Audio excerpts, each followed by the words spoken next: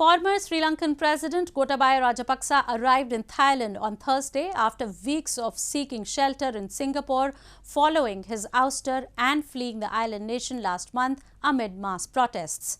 Thai authorities said Gotabaya had no intention of seeking political asylum and would only stay temporarily. Former Sri Lankan President Gotabaya Rajapaksa arrived in Thailand on Thursday as he seeks temporary shelter in his second Southeast Asian country after fleeing his island nation last month amid mass protests. Rajapaksa arrived at Bangkok's Don Muang airport on a chartered flight from Singapore. He is expected to stay temporarily in Thailand after fleeing Sri Lanka for Singapore on July 14. Thai authorities said the former military officer, who is the first Sri Lankan head of state to quit mid-term, had no intention of seeking political asylum and would only stay temporarily.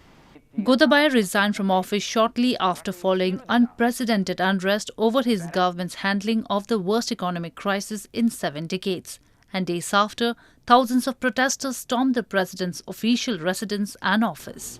His successor Ranil Wickremesinghe was sworn in as acting president of Sri Lanka on July 15. Sri Lanka's economic crisis is a result of several factors including COVID-19, which battered its tourism-reliant economy and slashed remittances from workers overseas, rising oil prices, populist tax cuts and a 7-month ban on the import of chemical fertilizers last year that devastated agriculture.